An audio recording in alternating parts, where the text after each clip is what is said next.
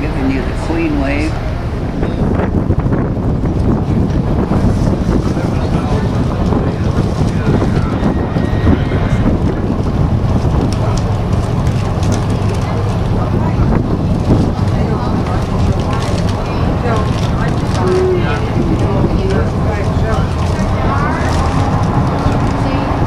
We varen hier op de Leliegracht, een verbindingsgracht tussen de drie hoofdgrachten.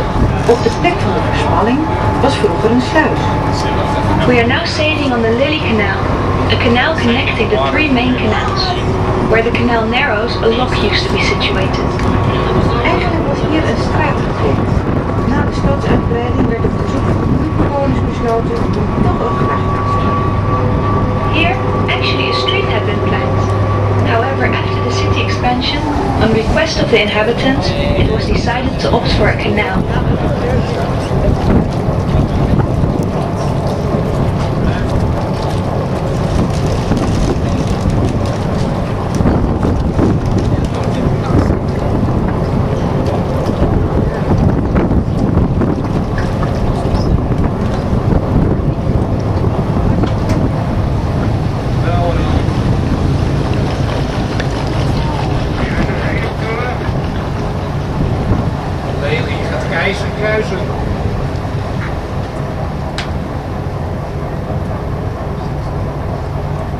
In de 17e eeuw werd met het uitgraven van de drie hoofdgrachten de oppervlakte van Amsterdam 4 maal zo groot.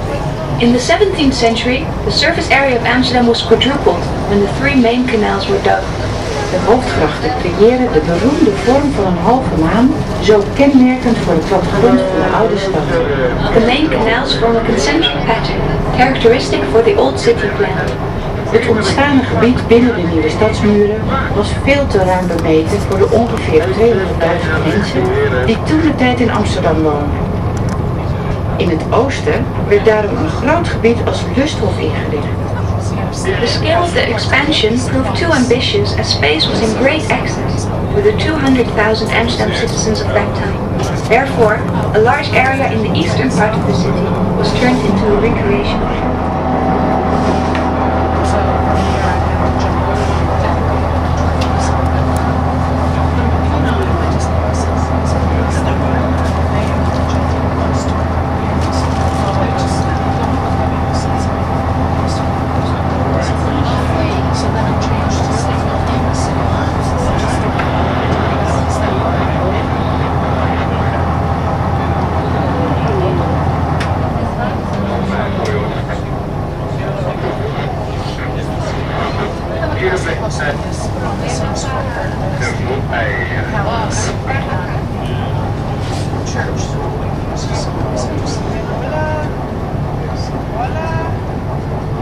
Maar achter, Lely, de heren op, richting Brouwer. Hij had 2 kanten prijs.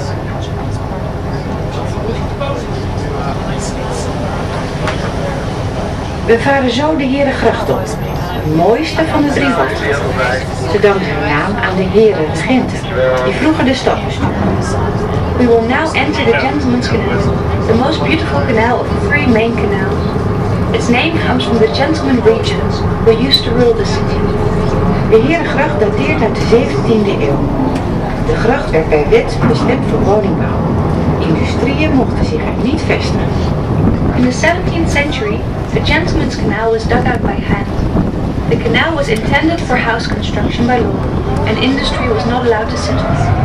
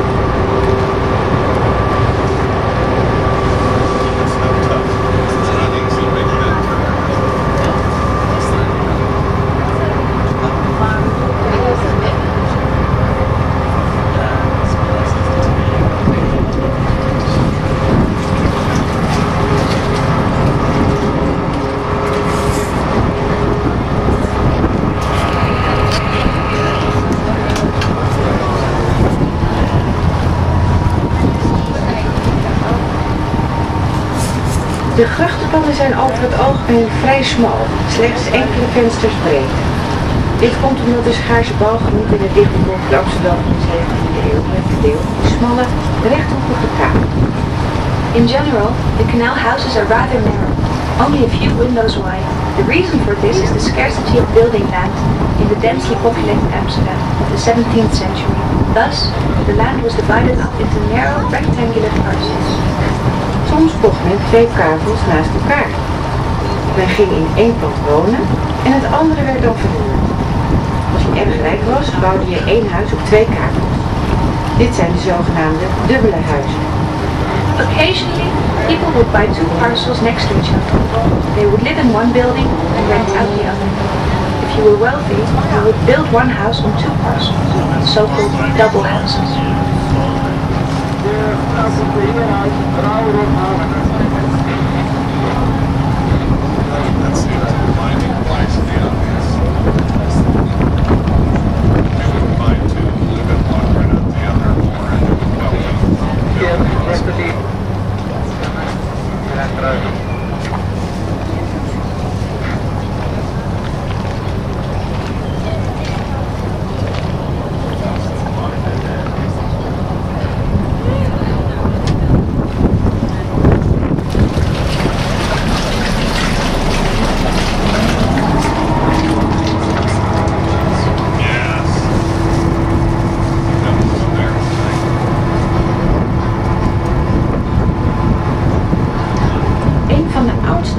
Van de stad ziet u zo rechts, op nummer 81.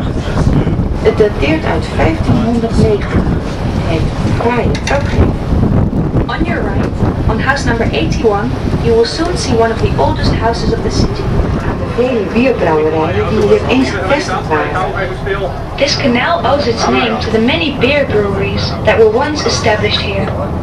Deze trotse pakhuizen met de smalle identieke tuingevels die u hier ziet, tonen aan dat Amsterdam in de 17e eeuw een stapelmarkt was. These proud warehouses with their narrow identical funnel-shaped gables show that the Amsterdam of the 17th century was a staple market.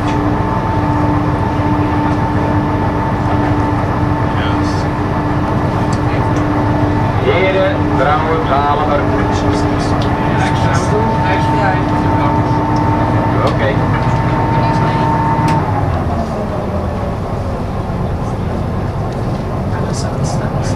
Albert Heijn zit een rondje te zingen, maar ik denk dat het nog zit, hè? Ja, die hebben we door.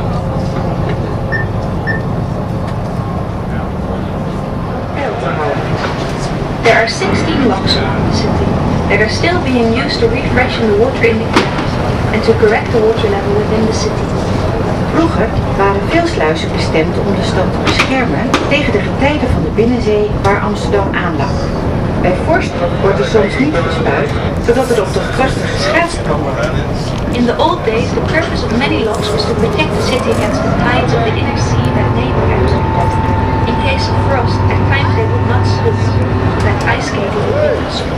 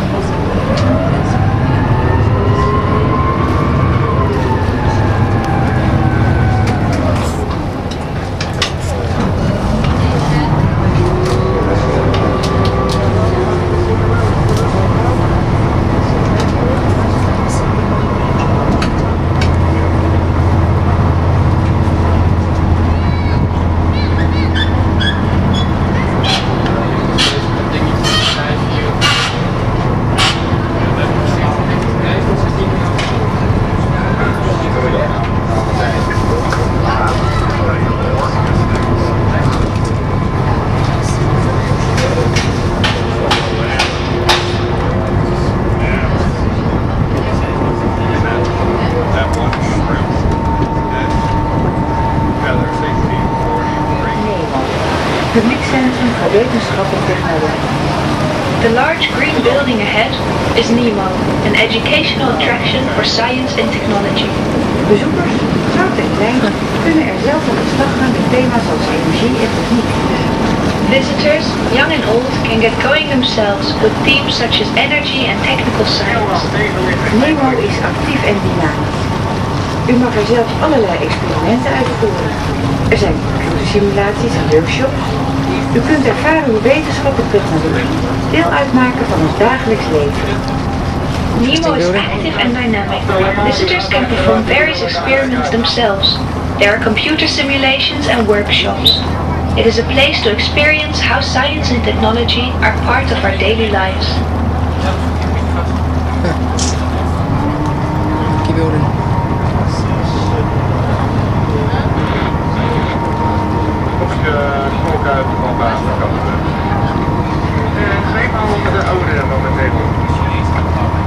We varen hier op het Oosterdok. Hier was eens de zeehaven van Amsterdam. De stad lag toen aan een binnenzee genaamd de Zuiderstraat. We are now sailing on the Eastern Dock. This once was the seaport of Amsterdam. The city faced an inner sea, called the Southern Sea. Vanuit deze haven voeren de roemrijke koopvaardijschepen van de Hollanders weg om koopvaart vanuit de hele wereld mee terug te nemen. From this port, the glorious Dutch merchant ships set off on their journey to return with goods from across the globe.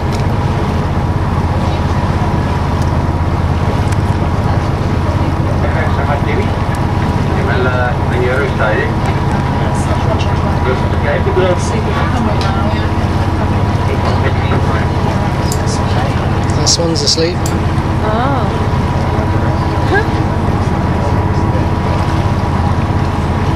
Rechts ziet u het markante Sea Palace, het grootste drijvende Chinese restaurant van Europa. On the right, you can see the striking Sea Palace, the largest floating Chinese restaurant of Europe. Het is een culinair hoogstaand restaurant. How many other floating Chinese restaurants are there? How many other It is a floating Chinese culinary restaurants are there? high-standing restaurant with an extensive selection of Cantonese delicacies. Okay.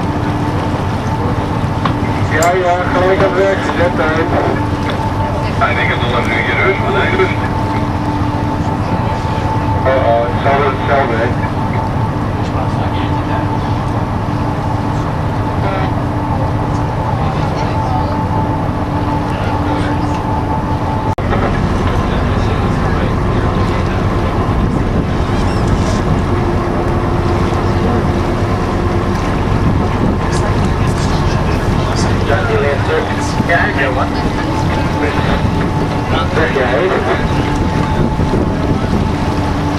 Amsterdam is niet beroemd om haar kathedralen en paleizen. Het is een stad van burgers. Het werd bestuurd door heren regenten. Amsterdam is not famous for its churches and palaces. It is a city of citizens who were ruled by their gentlemen regents. Zelfs het koninklijk paleis